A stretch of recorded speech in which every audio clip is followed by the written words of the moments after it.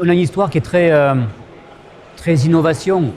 Dans notre métier, il y a 30 ans de ça, on a inventé les premières fenêtres en aluminium à rupture de pont thermique.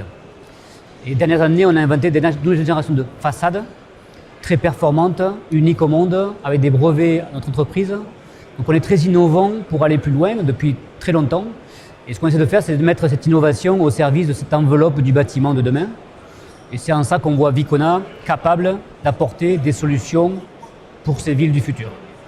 On a une approche aussi un peu complémentaire qui consiste à... On a une grosse activité sur des très grands bâtiments complexes où on assiste les architectes et les bureaux d'études à travailler des façades de bâtiments de grande dimension, complexes en termes de vitrage, de forme, de performance. Et pour nous, c'est un peu notre Formule 1.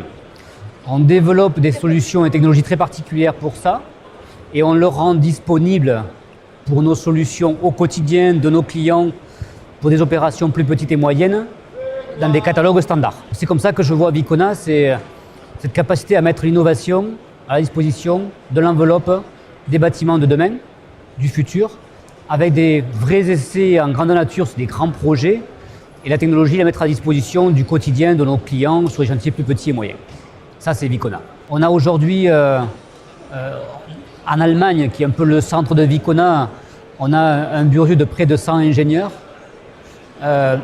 plus tout ce qui est en proximité des marchés, mais depuis lesquels on développe les solutions pour les grands chantiers au niveau mondial, du chantier de Zaha Hadid à New York, en passant par la Grande Tour en ce moment à Londres ou à Pékin. Donc depuis là, on invente ces solutions-là. Et là, on développe et on investit beaucoup dans les hommes, à la fois dans des brevets, à la fois dans les compétences, à la fois dans le nombre d'ingénieurs qu'on a à disposition de l'entreprise, les jeunes qu'on prend pour les former. Et c'est un vrai travail. Donc je pense que sur une centaine d'ingénieurs, quasiment un quart ne fait que de la création spéciale pour des grands bâtiments, pour l'enveloppe. Et le reste transforme ça à disposition du quotidien pour les chantiers plus petits.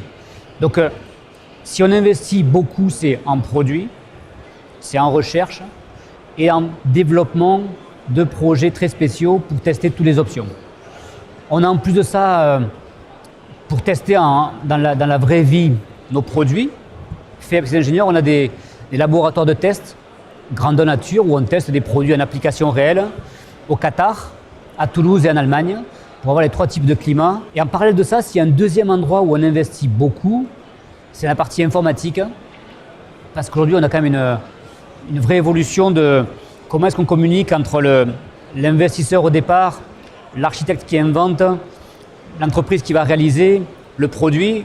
Il y a un ensemble qui est en train de beaucoup évoluer. Alors c'est très connu sous le nom de BIM, comment construire un bâtiment en 3 dimensions, garder tous les éléments et à la fin donner au client final son bâtiment avec un fichier en 3 dimensions où il y a tous les composants. Et on a pris, je pense, une jolie avance sur le marché pour permettre à l'architecte de mieux faire son travail avec nos solutions et mieux réussir ses bâtiments de demain.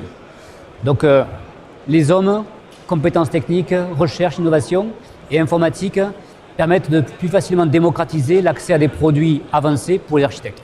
On a dans le monde Vicona, on a 5 personnes.